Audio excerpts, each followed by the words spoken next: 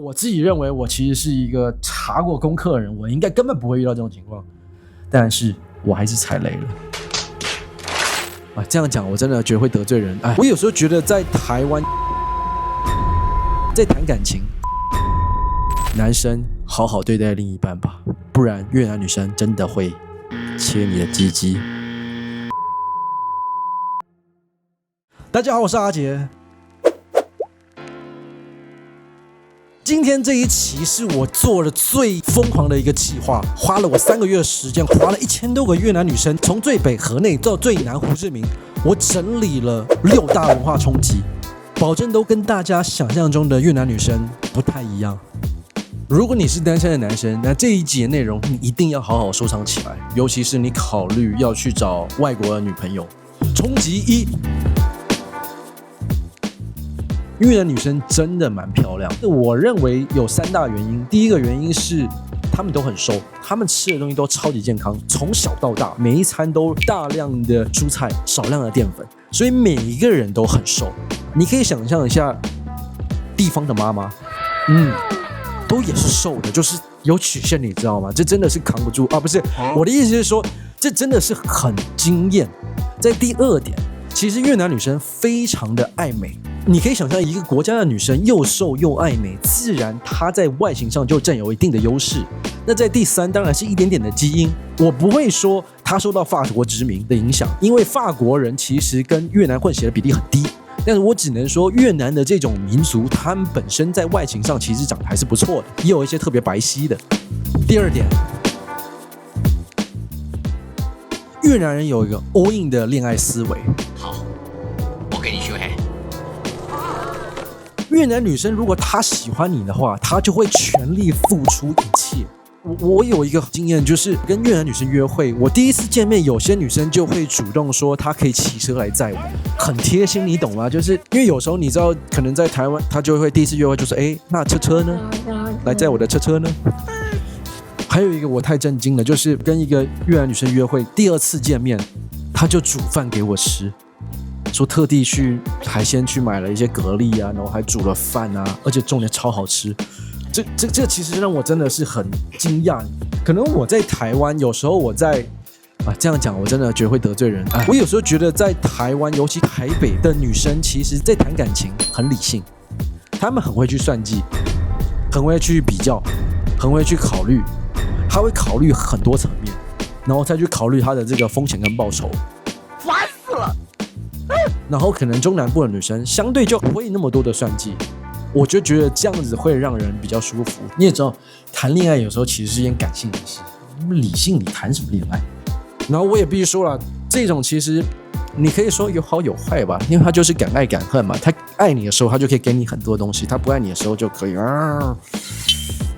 讲讲而已。听说按赞、订阅、分享能传递正能量，能带来更多正面的桃花，那是不是要支持一下的呢，朋友？第3点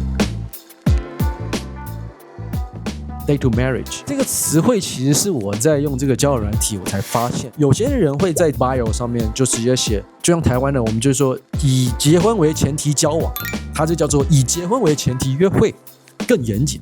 就是这种人其实蛮多，尤其在河内，我就有遇到一个，其实我一开始他也没有在上面特别说他一定是要 date to marriage， 但就是反正我聊了，我觉得还不错，聊起来，然后就说，那我们可不可以干脆约过来见个面呢？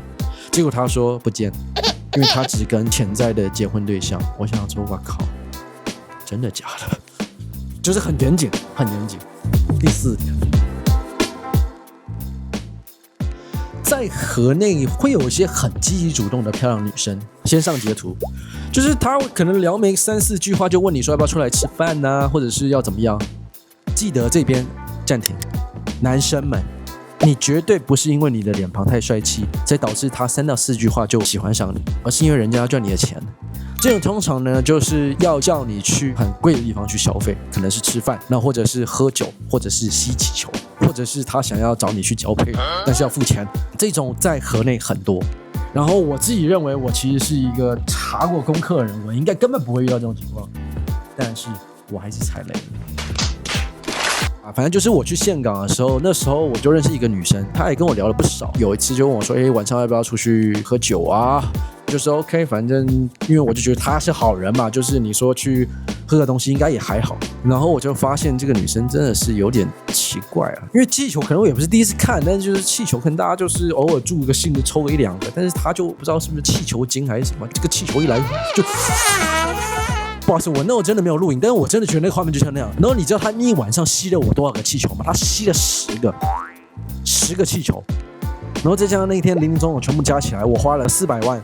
后来就是吸完气球后人就消失了，真的是防不胜防。因为我一直以为我不会遇到，但是就是当做一个经验吧，4个 million。所以我觉得大家量力而为，不要去装。第5点。我觉得大家会有一个误区啊，就是觉得说越南人都比较贫穷。就我自己这样聊下来，我觉得我遇到的人的经济水平都很好，真的。我还因为一些意外的情况下，还去过越南女生的家里面，然后我就说：“我靠，她电视怎么这么大台？”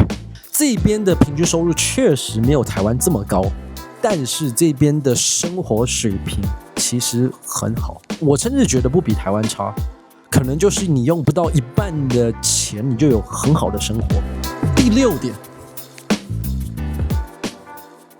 越南女生到底物不物质？我自己遇到的所有女生的经验啊，我觉得越南女生其实没有特别物质，就是很多人都说越南女生很爱钱，爱钱是真的，但是到底是不是都要男生去为她去买一些包包，买一些贵的东西？我坦白说，依我经验，没有。分享一个实际案例，就是我记得，因为那时候刚来越南嘛，通常男生就会想要去吃那个法国餐厅，因为对我们来说其实也不贵。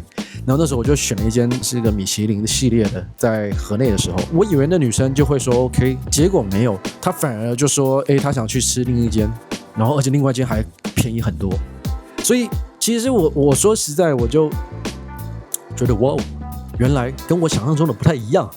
也值得提一点，就是越南的文化确实是男生要出钱，就是通常吃饭男生出钱对他们来说是比较常态，但是不会因为说男生要出钱就会要把你的钱吸干，我觉得没有，而且真的是蛮务实的，有时候甚至还能帮你省钱。